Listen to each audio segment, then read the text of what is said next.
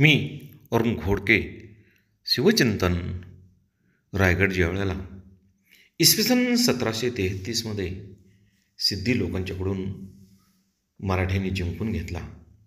तेव्हा गडावरील शिल्लक साहित्य मोजण्यात आले.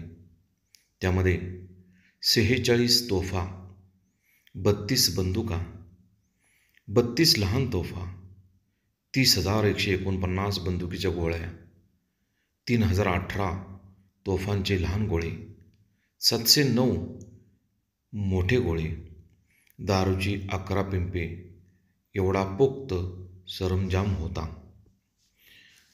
इसवी सन 1669मध्ये एकट्या जंजिरा किल्ल्यावरती 572 तोफा असल्याची नोंद सापडते. तोफेमधून गोळे उडवण्याची लोखंडी दगडी, स्फोटक व शिशांचे गोळे त्या काळी वापरण्यात येत असे.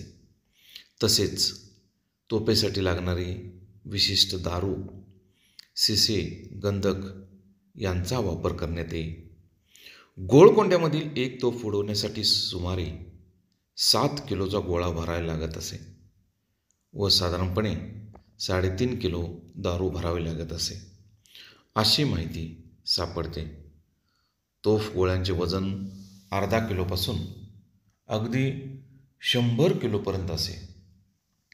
तोफगोळा मोठ्या प्रमाणात औरंगजेबाचा बादशाहचा भाऊ दारा शिकोह कंधारच्या मोहिमेला निघाला त्यावेळेला त्याच्याजवळ होता, अशी माहिती सापडते. तोफासाठी 30,000 तोफगोळे, 5,000 मन बंदुकीची दारू तो घेऊन गेला होता. बहुत काय बोलणे.